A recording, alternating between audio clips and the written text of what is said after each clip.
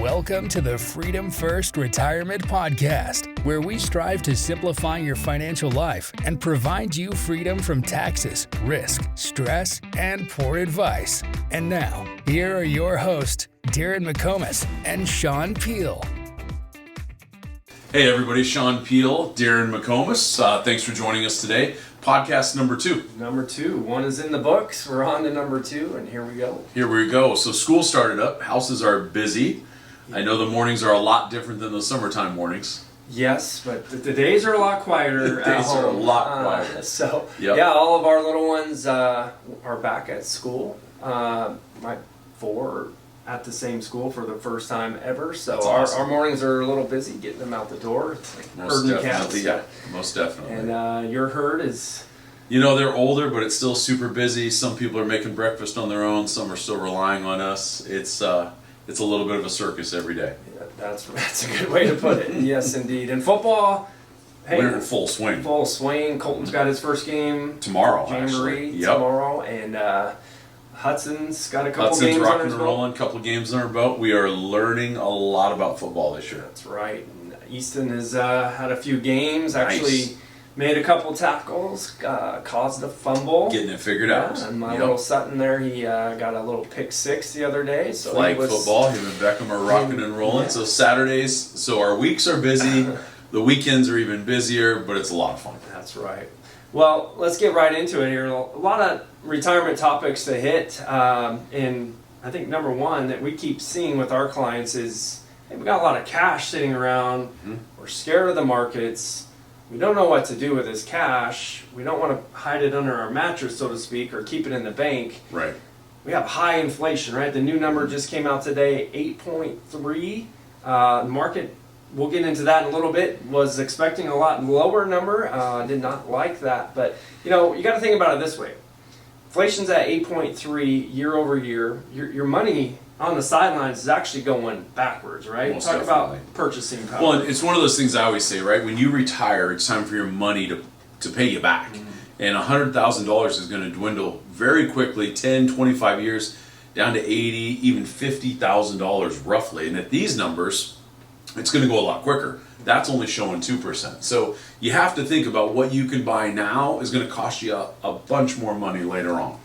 Yeah, and you know, when we do our retirement plan, we always talk about how can we create synergy, right? How can we get all the pieces of your retirement puzzle working together and complementing each other? And it could be minimizing taxes, it could be minimizing your drawdowns when we have choppy markets like this year. You know, when do we turn on Social Security? We're going to talk about that here in a second. And how do we maximize our growth and protect any blind spots we may have, you know, whether that's a trust, a will, estate planning, long-term care. So long-term care is a big one right now. We keep seeing more and more families struggling with it. I think our approach is be proactive. Get ahead of it. If you have money sitting on the sidelines, or this is an area you and your wife have talked about, reach out to us and the team, because you have some phenomenal options. A, to get your money growing, not leave it under the mattress, but protect the blind spots. As you just said, long-term care is a blind spot. 3 out of 4 Americans are going to deal with it in their lifetime. Most of the times it's going to be a significant expense and a significant portion of time. So definitely something you want to plan for. Yeah, and you know, and using some of that money maybe to get a will or an estate plan put together is another good use for a part of that money. You know, we have an awesome estate planning attorney in Washington State we use. He's one of our clients. Kyle in our office is going to be on our next podcast talking about estate planning and what we could do just in our office for out-of-state clients. Well, we just lost a couple of clients in the last few months, and the only thing I can say to you is take care of this stuff so your family doesn't have to. I'm watching sons help moms, and it's a mess right now. Yep. And all Darrin and I would ask is, just like long-term care, be proactive. If your will hasn't been updated in a long time, let's help you get it updated. If you don't have an estate plan or you haven't talked to a professional, let's line that up, because we don't want to do all this great stuff over here and then have a catastrophic event happen, which you guys all know, you've lived more life than us. It does happen. You've seen it happen to family members. Let's make sure, even though this is all taken care of, maybe you have a great retirement plan, maybe you have plenty of money, all that, but what about this? Who's going to take care of all this if someone's missing or if both of you are gone? I think it's just too important. Yeah. That's exactly right, and it happens out of the blue when you least Every expect it. So, pick up the phone, give us a call, shoot us an email. Hey, should we get a will put in place? Should we have a trust? What are we looking at? We'll walk you through what your options are, and a lot of times it's very simple. It's always doesn't simple. need to be overly complicated. It takes a little bit of time, and Kyle does most of the heavy lifting in the office, and Rick, who's up in Bellingham, can do everything virtual. If you're close enough, he'll even meet with you. But this stuff isn't hard. You just need to get it taken care of. Yeah. So, if you have obviously cash under the mattress in the bank, where banks on average, I just looked this up the other morning, the average United States bank is paying a whopping 0.06% interest for savings accounts. Wow. And with inflation at over 8%, you do the math, you're going backwards pretty fast. So there's some great options depending on what your liquidity needs are. If you need that money fairly liquid, you might need it in a year or two. Obviously, we don't want to tie it up in a product that's got a lot longer window. There's the 12-month U.S. Treasury. One good thing with high inflation is the Fed has been raising interest rates, and now the U.S. Treasury note on a 12-month basis is offering about a 3.6% yield. That's one way. That's a lot better than 0.06. You mentioned it earlier, long-term care. You got some options to grow that money, but keep it relatively liquid down the road if you need it. Obviously, the fixed index annuities right now, 3.7 for a first-year rate is unbelievable. If rates keep going up, there's a great possibility that you could lock in at a better rate after your first 12 months. So those are just a couple options to do with your cash. Obviously, if you're sitting on way too much, or what we're talking about kind of makes sense, just reach out to us and let's figure out what your best way to go for that money is. Absolutely. So another big topic that comes up in almost every meeting we have with clients is, when do I turn on Social Security? How do I maximize this? How do I get to that decision of when should I turn it on? A lot of people we meet with, they're coming from this angle of fear, right? They say something to this effect: I just want to turn on Social Security now because I think it's going to run out of money. There's a lot of talk in the news how Social Security is in a world of hurt and the trust fund's going to go to zero and you may miss out on all these benefits. And I'm just telling you, from what I've researched, is the Social Security Trust Fund, you're not going to all of a sudden just not have a Social Security check one day. Worst case scenario, there might be a reduction one day, and today's estimate's around a 22% reduction at worst case scenario. And that'd be horrendous. Yes. I mean, that would be a lot of American families really going broke. I don't see that happening. We have a tendency to print money or create it out of thin blue, whatever. Yeah. So I don't think that's going to happen. I like your take. No politician's going to allow the benefits to go broke. It's just not going to work. No one says vote for me and I'll cut your benefits. That doesn't make sense. Right. So what we need to do at all times, especially with Social Security, have a plan. Look at the pros, look at the cons. Maybe there's a health issue we need to look at. Maybe it's the only survivor benefit you're going to leave your spouse. We need to look at that. So let's not make the decision on what feels right. Let's make sure we have a plan in place that backs up those numbers. Yeah, and we have some time. If we look at this chart, and if you're watching this on YouTube, we'll make sure we have this chart in there. If you're listening to us on an audio-only podcast, we're going to have some of these slide decks available for you to download later. But this is a chart we pulled up the other day of the Social Security Trust Fund, and they just updated this a few months ago. It's projected to run into a shortfall in around 2034. So we've got some time. But the politicians, like you said, have kicked the can down the road for long enough, and they're going to have to start addressing this issue before it's too late. But it's going to be a multifaceted approach to fix this problem. Could be raising taxes, right? How much we pay in payroll taxes. It could be printing money or cutting this program here and moving funds over here. But, politicians, they say, care about two things. One, getting elected. Two, getting reelected. Exactly. No politician who wants to stay in power is going to let this chart happen and go to zero. So, most definitely. We just want to urge you to talk with us if you're thinking about turning on Social Security. When we do the planning, our software usually suggests wait till 70 if you have enough other assets, and kind of walk us through what are the benefits of delaying Social Security. Well, if you delay them, they're going to grow by 8% a year, right? The other thing software consistently says is full retirement age. But I guess more to our point, though, is that if you turn this on, it's going to trigger other things, right? It could lead to you still working and then in taking on extra taxation. So there's just multiple things you need to look at before you turn on Social Security. Because, for instance, you turn it on, that's going to affect your income, might affect Roth conversions. There's just a lot of pieces to your puzzle. And like we always say, we want to make sure they all fit together. Yeah, and a good example, I was talking with a client of ours last week. She was stressed a little bit about the market and what's going on in the world, and she says, I just want to turn on Social Security. But in the next sentence, she was talking about going back to work, and she's younger than full retirement age. So if you're younger than full retirement age, there's earning limits. So if you flip on Social Security early and you decide one day to go back to work, you can be in a really pickle, right? Well, and again, right, in the last 2 or 3 years, these laws have changed. You can no longer just start and stop whenever you want. Once that's been running for 12 months, you can't reverse it. No. So reach out to us, the professionals, the experts. Let us jump into the software. It's your money. You worked hard for it. We just want to make sure it lasts. We want to make sure your benefits are exactly what they need to be. And I think it's interesting. 20, 30, 40 years of work, it's your money, but yet there's tricks on how to claim it. And we don't want you to make the wrong decision.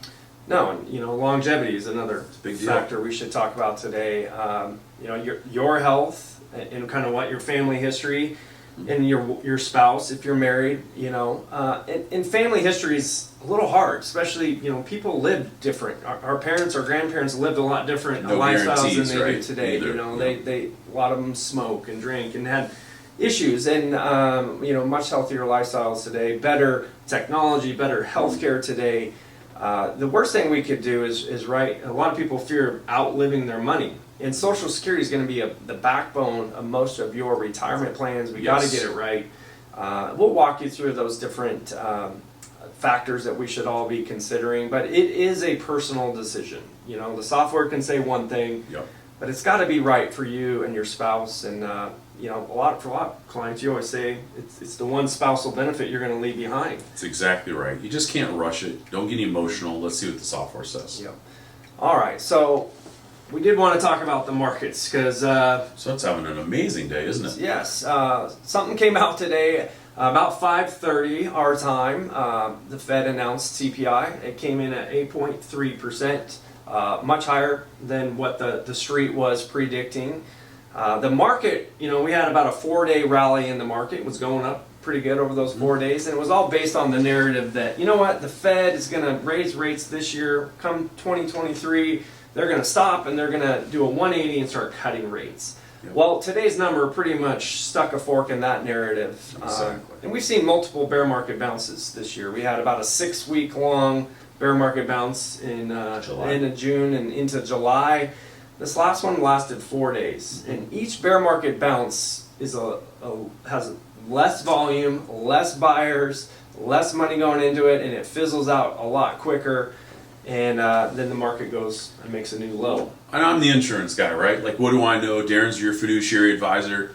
But like, when are we going to stop with the FOMO? Like, why are we chasing returns in retirement? Our analysts are a lot smarter than us. This is why our advisors tie in to the analysts. They've been talking about it. They've been saying it.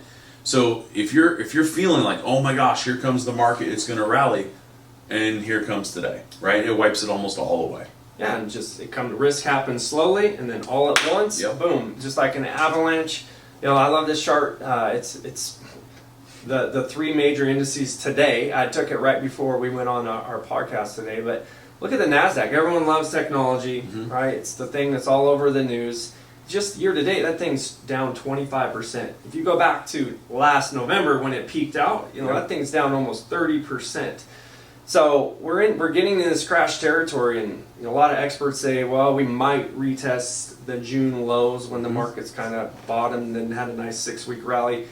Our analysts that we use at Hedgeye are saying we're not only going to retest the June lows, we're going to put in a lot lower lows coming fourth quarter, maybe even first quarter next year. So we expect a lot more volatility. This is why our portfolio models are very conservative. Exactly. We're sitting in the teens right now for risk score. And, you see those green days when you feel like you're missing out, but today you're not missing out. You're not getting caught in that crash today. Another important topic besides CPI is that really no one's talking about quantitative tightening, right? Yes. It kicks into overdrive. Yeah. So the Fed the Treasury printed all this money as a COVID relief, right? Mm-hmm. And this is really what we think is the main cause of inflation, not supply chains. But now they're kind of reversing that. It's kind of like this big sucking sound, right? Quantitative tightening is where they're pulling money out of the markets by rolling off their balance sheet. They're selling all that stuff. They had jumped in and bought a bunch of stuff. It was the first time in the history of the markets where the Fed had bought bonds and stocks and they were buying all this stuff. Well, now they're selling it all. They're getting rid of it. And what's interesting is there's not a big buying market on the other side. The market doesn't like this. So you're going to consistently see, and again, I'm not a financial advisor, this isn't any advice, you're going to continue to see the choppiness because we've never experienced this as a country before. Right. And this chart right here shows what's happened to the Fed balance sheet. And you could see it's peaked out a few months ago, and it's going to start to really accelerate to the downside as they roll off this balance sheet at $90 billion a month. $90 billion a month is what they're going to start trimming. And we think that's going to suck a lot of liquidity out of the stock market. So quantitative tightening is very important to understand and know that that's going to drive a lot of things going in the next few quarters.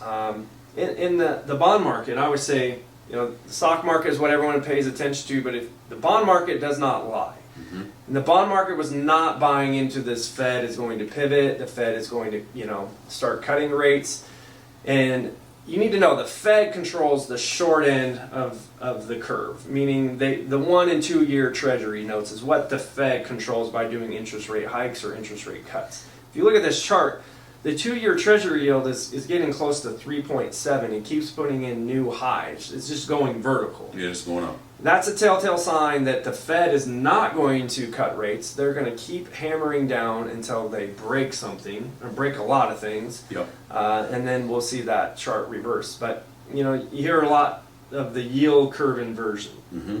The yield curve inversion is just comparing the 2s versus the 10s. Right now, for a 10-year Treasury yield, it's a lot lower yield. So for taking on a longer time risk, you're getting paid less, which is opposite of what should happen. Exactly. So this yield curve inversion almost always, I should say, predates a recession. It's very forward looking. Yep. So when you see stuff like this consistently going up, something's eventually going to go down. Yep. I mean, we have to pay attention to that. You don't need to be a financial advisor to understand simple financials. Right. Nothing goes up forever. This is like basic stuff, but I can't tell you how many times, we'll get a phone call, we'll get a client come in here, July was so great, they oh man, the tide's turning, everything's fine. I'm like, no, that's what they want you to think. It's not happening, so be careful. Yeah, and I caution you to watch, pay attention to who you're paying attention to. The news. If you love getting on and watching Jim Cramer, I love this chart. We're going to put this up. This is from Hedge Eye. They put this out yesterday, but these guys that are on TV, these guys that are on the different channels and podcasts, they're getting paid ad dollars, right? Yes. They need sponsors, so they need to constantly pump the market. They need some viewers. Yes. You need to tune in and say, what's Cramer telling us? Yep. That's what they're hedging their bets Yep. on. And we have clients that have FOMO, the fear of missing out. Sure. And it's hard, I get it. But I'm telling you, when you listen to these guys on TV, they're always trying to buy the dip. And you buy the dip, then it makes a new low about a few weeks later to a few months later, and you just buy it all the way down until, you're broke. So just be cautious of who you're listening to. And I tell you, that's why I love our experts at Hedge Eye Risk Management, because they do math, they don't do narratives, and I'll choose math any day. Well, let's talk about this real quick, right? A year ago, all we heard was crypto. Yep. Cryptocurrency, Bitcoin, Ethereum. We've seen advisors change their whole practice and chase what was going on 18 months ago. Yep. Uh-oh. Like nothing runs up forever. Mm-hmm. Like we have to just remember what history's taught us, because it does have a way of repeating itself. Now, I read this yesterday. You showed it to me. I want you to tell them what they said. Yeah, our analyst that we use had a great webcast the other day, and they invited Mike Taylor, who's he's a portfolio manager at Critical Mass Partners. He's done this for around 40 years. And this is some of the expert excerpts from that webcast. He said, this is not 2008. You see that comparison constantly, that this year is going to be a lot like '08, and it's not. They're thinking it's more, a good analogy is the .com bubble, when we had the web, the internet bubble, right? When every couldn't miss, every tech stock was going to be a winner. Everybody made a ton of money until they didn't. Right. Then all of a sudden it burst, right? So let me just read this for a second, because I think this is important. If you're listening to the podcast, you're not seeing this. This is what they said. This is the worst setup I've ever seen coming into stocks. I said it in November coming into 2022, and I've said it all year long. There is a lot of broken stuff. Right? The elephant is pretty much in the china shop, is what they're saying. Everything at some point is going to get broken, and it's only a matter of time. Now, these are gentlemen that make their living off of managing portfolios. Trillions of dollars. Trillions. They want the portfolios to go up. Right. So for them to be bearish, and I love this, it says, I don't even think we're bearish enough. Right. That's what they make their money doing, is growing money. Right? So if they're coming out way smarter than us, hundreds of them, by the way. Huge teams. Huge teams, yeah. That's why we've hired them, because listen, you can't sit here and do this on your own. The day of cookie cutter portfolios, again, I'm the insurance guy, this is your fiduciary advisor, but those days are over. Set it and forget it. It doesn't work. So I'm going to go ahead and say this. If you have friends, family, coworkers, people you care about, and they're sick of the nonsense, and today, like another market, how much are we down roughly before we got on? Oh, geez, the NASDAQ was down about 4% just today. So, wow. I mean, that's a massive move in one day. And they're saying they think they're not being bearish enough, meaning they think it's going to get a lot worse before it gets better. So you're sitting in the lunchrooms, you're having dinner at night, or you're going to a happy hour or something, and you're talking about money. And people don't like to lose money. I don't care how many zeros in their portfolio. Have them reach out to Darrin and the team. Get a second opinion, a fresh perspective. Because the fastest way to make money is not lose it. And your coworkers, your friends, family, they care about their portfolios. There's not one of them I've ever met with that was fine going down 30 or 40%. Most people, 65 years old, they don't have time for that to recover. No. And when they say they don't think they're bearish enough, yeah, that really gets my attention. When they say this is going to be like the 2000.com bubble all over again. Guys, and we haven't even got into the bad earning seasons yet. We haven't. The U.S. consumer is getting tapped out, right? People with high inflation have been hitting their credit cards. $500 to $600 a month, they estimate the average American family is using on credit cards right now, just to get by. Just to bridge that gap between what their income is and all those higher prices, right? Gets me thinking about the housing market, gets me thinking about interest rates. '08 wasn't that long ago. Now that was maybe a little different credit crisis, but it's all adding up. You and I were talking about the cars, the cost of cars a year ago, and all the loans that were being done for people that didn't even qualify. They're saying that repo market just on automobiles could be nuts in the next 6 to 12 months. Yeah, like the 2008 housing crisis, but this time it's in the automobile sector. So very interesting stuff. A lot of bearish stuff coming down the road. Really, our analysts are thinking probably fourth quarter to in the first quarter next year is when those tough earning comps come in. And a lot of companies are going to be guiding down because the American consumer is tapped out. The credit card balance is high. There's not much left there. They're not getting the wage increase to keep up with inflation. And just wait till jobs, right? Till jobless claims start rising. We just saw one of the biggest banks in the world, Goldman Sachs. Goldman Sachs just announced yesterday they're going to start laying off people. We work with a few big companies, and we were just told that going into the fourth quarter, some of these big companies are doing a hiring freeze.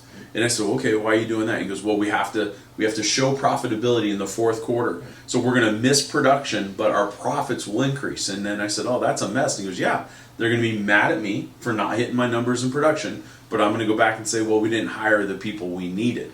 So this is already happening. It's all around us. It's kind of economics 101. This is basic stuff. And it's going to snowball. It's going to snowball, and at some point, we're going to have to pay for all the nonsense in the last couple of years. Yeah. But I want to end here today just letting you know how our portfolios are built. Let's look at it. Yep. We listen to the experts, and we are going into this very cautious, but we have some great ETFs in here that are really structured and designed to use some options and derivatives inside the ETF, that when you get volatility and the market goes down, these ETFs actually appreciate in value and go up. And a couple of them, one is ticker symbol BTAL, does very well when the markets get choppy. The other one is Peil. Peil's struggled this year, but it's kind of like that insurance, right? You buy insurance for your automobile, hoping one day you'll never use it, but man, when you get T-boned one day, you're glad you have that policy in place. You better believe that ETF has backtested very well, did awesome in COVID when we had the crash, did backtest very well to the financial crisis. So we are kind of hedging part of our portfolio that if the market does go down, we're gonna be just fine, and maybe even capitalize on this down move. So love that. There are no guarantees. We're always looking at where can we be wrong, but right now we see a choppy third quarter, fourth quarter, even into first quarter next year, and we feel like we're in a good position. So want you to sleep better at night. We're on this. We look at it every single day, and we're gonna pivot when we need to pivot. But we're getting to the end of podcast number 2. Man, it flew by.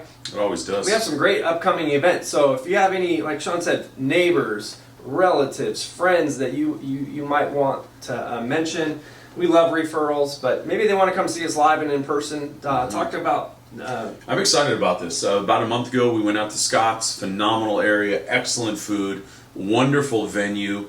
Tuesday, September 20th, a week from today, we're going to be there at 2 different times. We're going to do a lunch, and then we're going to do an evening. So if you know of anybody that wants to join us, or you're saying, hey, get a hold of these guys, go watch their event, see if you might want to talk to them. Right down there, bottom of the screen, we'll also put this in the text, most likely somewhere. Sammy at retirementplusnw.com. That's Sammy, SAMMIE, at retirementplusnw.com. Get them registered, sign up, bring somebody, because here's what we've seen. Last couple months, multiple referrals. And people from the west side, the east side, even out of state. Talk to us about the next one over here on this side. Yeah, so we're doing a live event at the Coeur d'Alene Resort on Thursday, September 22nd. So that's going to start at 6:30. Awesome venue, great place, great food. Beautiful out there. Yeah, come out a little early, grab a drink at the bar, then come to the event. So if you know of anybody that is struggling, maybe they have a 401k and it's just getting hammered and they don't know what to do, or maybe they're at a big bank and it's just cookie cutter, right, 60-40 portfolio. Let them come see us live and in person and hear what we're saying, and maybe we can help them out. So I think that's about a wrap today. Want to email us directly too. If you have friends, family, shoot us a text. We'll get them the information. We understand you might not want to be on the hook for saying, hey, talk to these guys.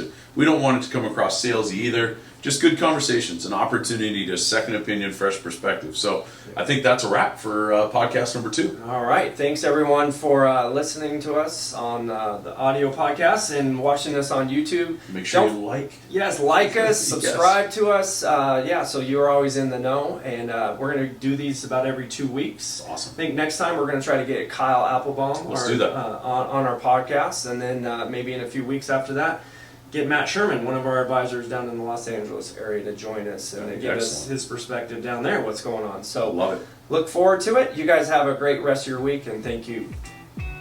Thank you for listening to the Freedom First Retirement Podcast. Make sure you subscribe so you don't miss any future episodes. For more resources, or if you have any specific financial questions, contact us at abrahamco.com. That's abrahamco.com.